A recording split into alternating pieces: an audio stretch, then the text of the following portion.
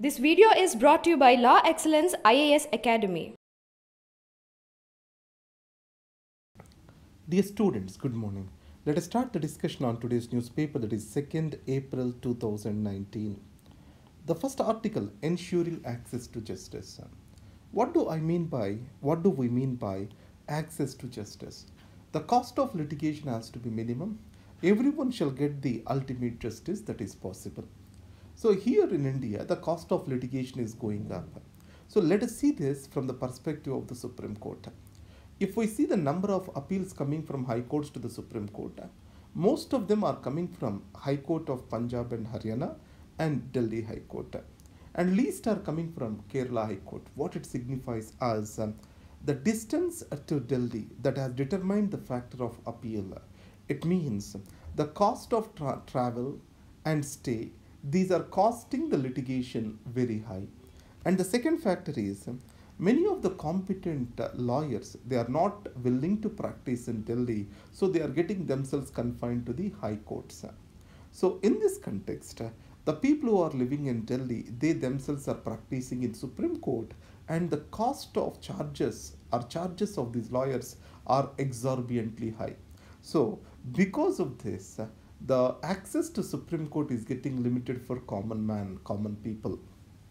So author here suggests that the regional benches need to be appointed for Supreme Court. So the Article 130 of the Constitution, it talks about the seat of the Supreme Court. It says the seat is the Delhi, and any regional benches, they can be established by the CJI in consultation with or by approval of the President of India. So approval of the President is necessary, but establishment of regional benches is by the Chief Justice of India.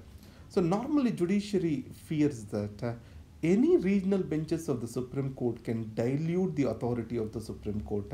The reason is that the local influence can sway the judgments of the judges over there. So the Supreme Court fears are unwarranted according to the author over here, because many of the high courts in India have regional benches. If you take the Bombay High Court, it has 4 regional benches. So these are able to perform effectively. Why can't the regional benches of the Supreme Court can perform? Why can't they perform? That's what is her question is. And further to this, she talks about advocates. Now you know that advocates are charging exorbitant fees. And in the case of various transport related deaths, the advocate argues freely, but he tries to take the amount which is being received by victim as a compensation. He takes a share as part of the compensation. So there are many unethical practices taken up by the advocates. In this context, what the author argues is this: there has to be a strong disciplinary mechanism on them. As of now, as per the Advocates Act 1961, the responsibility is in the bar councils.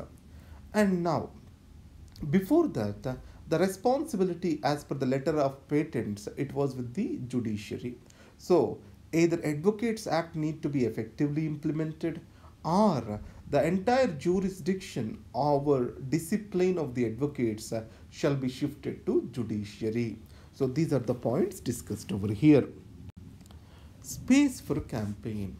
So this is about ASAT and misuse of launch of the ASAT for political gains. See here, ASAT launch was first recorded by a private channel, and then it has provided the necessary feed to All India Radio, Doordarshan and other channels. So the government, anything during the season of elections, if they are being achieved, so it is the DRDO which is the agency that has to publicize it. But here Prime Minister Modi revealed it to the nation, and after that he tried to gain a political mileage out of it. If you go by the letter of Model Code of Conduct, use of All India Radio, Doordarshan like public media spaces is unwarranted, is not to be done. But here what Prime Minister and BJP did, the news was given to a private channel, and the feed from there went into All India Radio and all the other channels.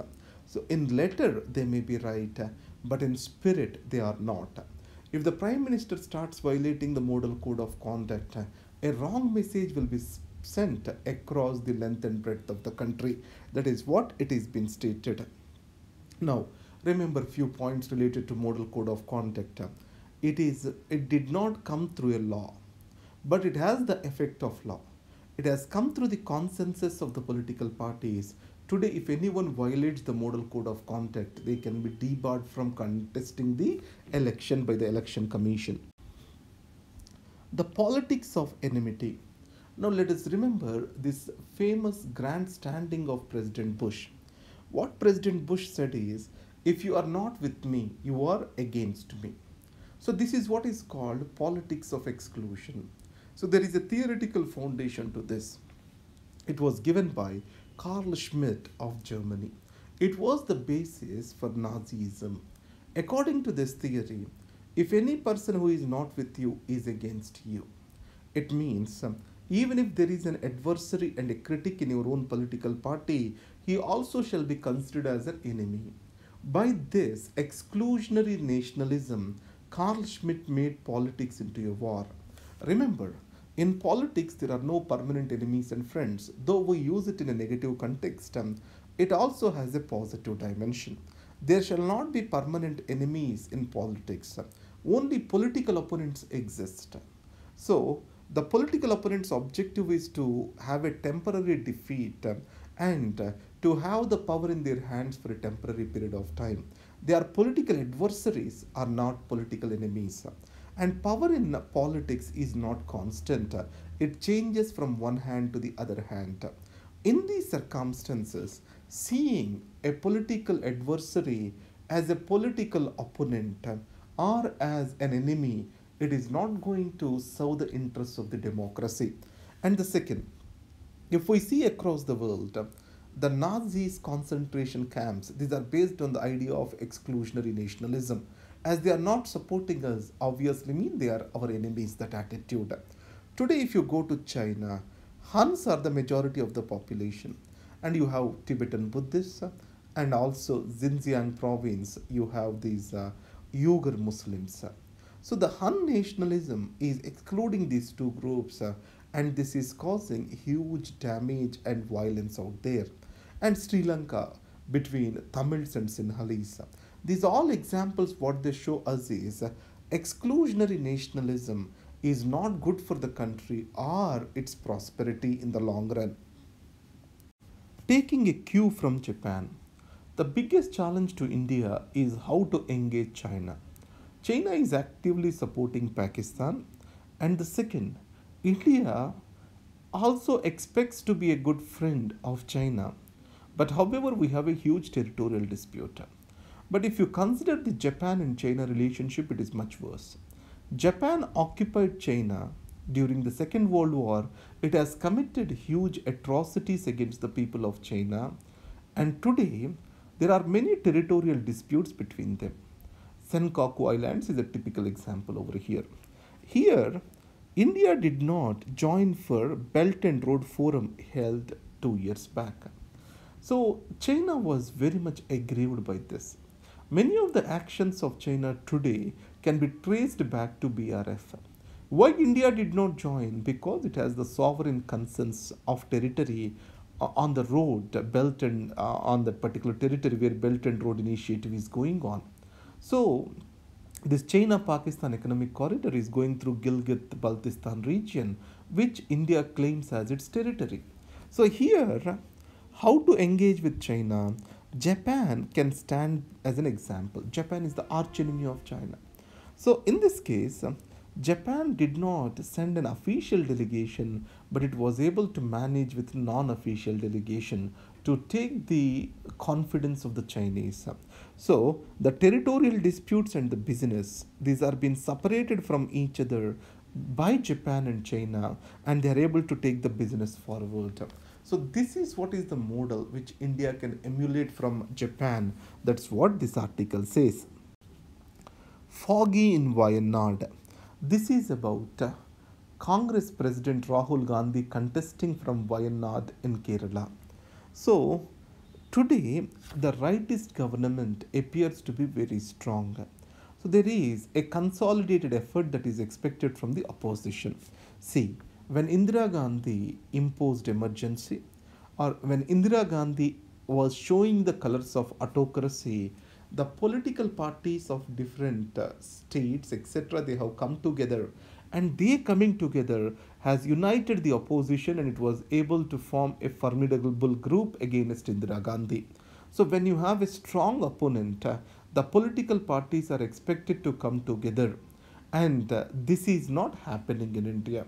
So though Congress tried to move close to BSP and Samajwadi Party, they were not willing to join with her.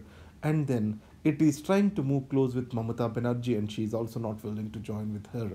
But leftists are showing inclination. So left faces a unique situation over here. Congress is the opponent in Kerala, and they have an understanding in West Bengal along with the Congress to fight Mamata Banerjee. In Tripura, West Bengal, they have this understanding. So in this context, what this article says is the common enemy shall be fought together, and dissipation of energies of the opposition is not good for the future of a credible voice in Indian politics. Supreme Court questions Assam government over untraced foreign immigrants.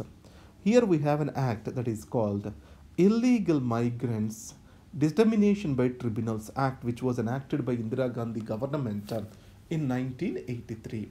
So there was huge agitation by the students in Assam. To protect the minorities from these agitations, this act was being brought in. According to this, any accuser can accuse a person not being the citizen of this country. Then the liability lies on the accuser and the police to prove that he is the non-citizen of this country. So in that scenario, accuser has to be within the 3 kilometer radius of the accused, and the person shall be known to him. So any person who has come before March 25th, 1971, they cannot be claimed as non-citizens. So Supreme Court of India in Sarabananda Sorawal case declared that IMDT Act was unconstitutional. But the tribunals which were created under this act were able to identify certain people as the foreigners. So around close to 90,000. More than 75,000 of these people are untraced for, and there are many undocumented non-citizens.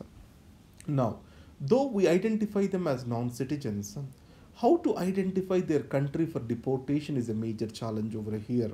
So, if there is no proper deportation or homework to determine the nationality, this entire exercise becomes futile.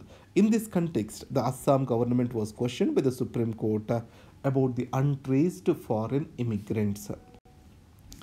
India gets a surveillance satellite. Today electronic surveillance, electronic intelligence is becoming very much important, and it depends upon the space capabilities which we possess. So India has launched EMISAT, and EMISAT is a surveillance satellite which can identify the location of various radars of the opponents and can devolve the information to the armed forces. So the EMISAT is important for the so-called electronic intelligence of India. That's what we need to understand. Finally, let us recollect what we discussed. Access to justice, just 2 points. The first is the seat of justice shall be in Delhi, but regional benches have to be appointed across the country. And the second is Advocates Act 1961 is unable to discipline the advocates. We need to bring in the jurisdiction over these advocates into the hands of judiciary. And second is space for campaign. The Prime Minister violating the model code of conduct in its spirit is unwarranted. The politics of enmity, exclusionary nationalism will ultimately widen the differences among the people, and the democracy will be in peril. So the collective inclusion of a country comes from the values which are nurtured over years together. Though this civilization, unless it is protected, it is not good for the nation. And then taking a cue from Japan, So India has to find innovative ways to engage with China. Japan's non-official delegation to Belt and Road Forum is an example for this. Foggy in Wayanad, opposition unity was able to replace Indira Gandhi after emergency, and Janata Party has come to power. Now it is the time opposition shall appear united against a strong enemy, that is BJP. That's how these articles talk about. Thank you. Have a good day.